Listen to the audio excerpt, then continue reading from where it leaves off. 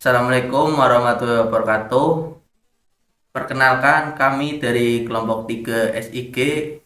Di sini kami akan mempresentasikan hasil peta yang sudah kami bikin yang berjudul Peta Tematik Penyebaran Banjir di Kecamatan Petarukan. Perkenalkan, nama saya M. Ferry Ardiansyah. Perkenalkan, nama saya Arman Cahya Nugraha. Ya, perkenalkan nama saya Rehana Diatma. Lanjut slide loro, Man. Yang kedua di slide kedua ada latar belakang yang kenapa kami mengambil di wilayah Petarukan, karena Kecamatan Petarukan sangat rentan terhadap banjir. Ada 3 faktor utama yang melatar belakangi kenapa Kecamatan Petarukan menjadi daerah yang rawan banjir. Yang pertama ada topografi pesisir utara yang sangat landai. Yang kedua ada kondisi sungai yang sering mengalami over capacity, dan yang ketiga ada curah hujan yang tinggi.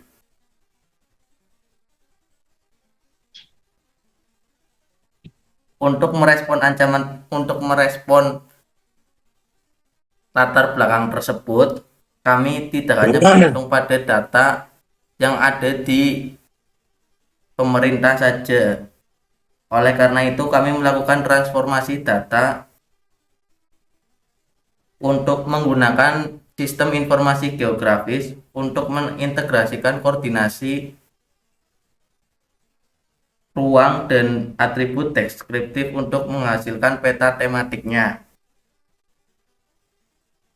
Yang kami membuat peta ini berfungsi untuk menjadi data pendukung untuk pemerintah agar mitigasi bisa dilakukan secara presisi. Slide keempat. Dalam membangun peta ini kami menggunakan 3 arsitektur data spasial utama. Yang pertama ada layer skala administrasi desa. Yang kedua ada layer zona penyebaran banjir. Yang ketiga ada layer jaringan sungai. Bisa slide kelima.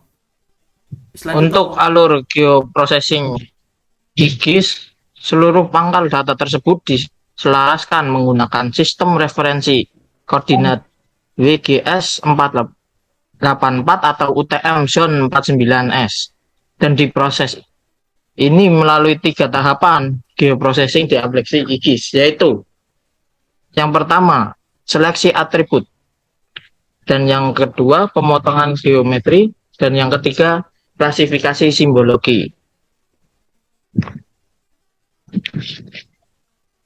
Untuk tahapan pertama, seleksi atribut. Menggunakan query builder, kami mengisolasikan data spasial hanya untuk 20 entitas administratif di Kecamatan Petarukan. Selanjutnya, di tahap kedua, kami melakukan clip analisis atau pemotongan geometri. Kami menggunakan batas Kecamatan Petarukan sebagai cetakan agar data luapan banjir dan jaringan sungai terpotong rapi, terisolasi secara yudis, dan tidak melebar ke kecamatan tetangga. Untuk tahapan ketiga adalah membangun hierarki visual agar mudah dipahami. Kami mengklasifikasikan tingkat bahaya menjadi gradasi warna. Yang pertama kuning untuk bahaya rendah, oranye untuk sedang, dan merah untuk bahaya tinggi. Kami juga menggunakan garis biru tegas untuk jaringan sungai agar tercipta kontras visual. Oke, nah ini adalah hasil akhir peta tematik penyebaran banjir 2024. Nah, ini adalah gambar hasil dari akhir dari peta itu tematik, dan inilah hasil akhirnya. Peta ini telah dilengkapi dengan kaidah kartografi standar seperti grid koordinat, orientasi utara, skala, legenda, dan informasi sistem proyeksi.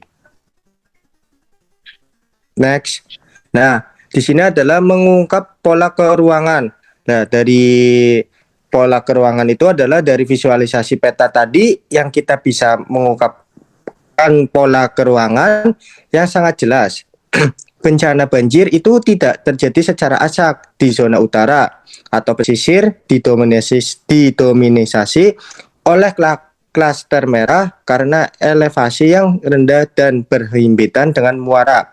Nah, sebaliknya zona selatan didominasi itu klaster kuning dan oranye karena memiliki elevasi yang relatif lebih aman. Next.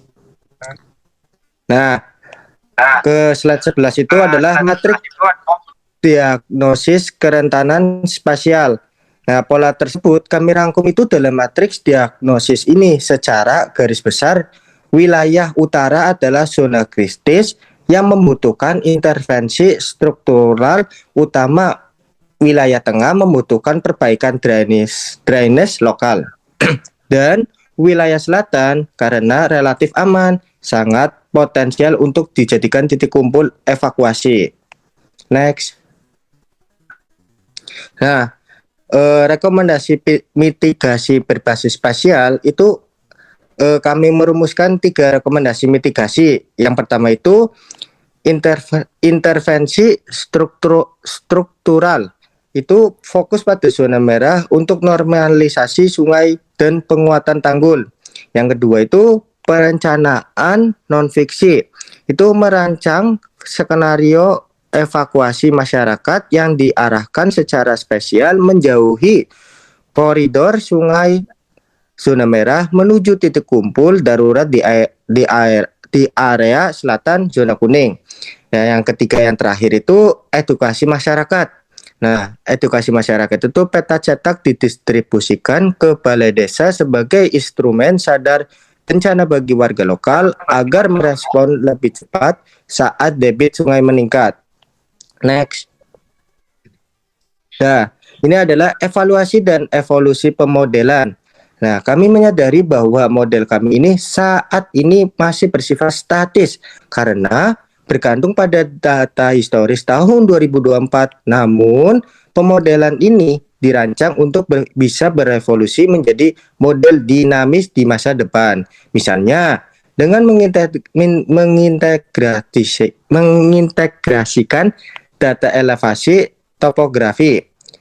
Yang pertama itu curah hujan hingga simulasi genangan secara real time. Next. Nah, dari kesimpulan yang kita buat itu adalah kerentanan hidrometeorologis itu dipertaruhkan itu tidak merata, melainkan terkonsentrasi kuat pada klaster sungai dan pesisir utara. Pemetaan tematik yang kami susun itu telah memenuhi kaidah kartografi dan siap diimplementasikan oleh BPBD maupun pemerintah daerah Pemalang sebagai instrumen navigasi strategis untuk menyelamatkan nyawa dan infrastruktur. Oke, sekian dari presentasi dari kelompok 3. Kurang lebihnya mohon maaf jika ada kekurangan salah kata, mohon dimaafkan nggih. Terima kasih atas perhatiannya. Wassalamualaikum warahmatullahi wabarakatuh. Waalaikumsalam warahmatullahi wabarakatuh.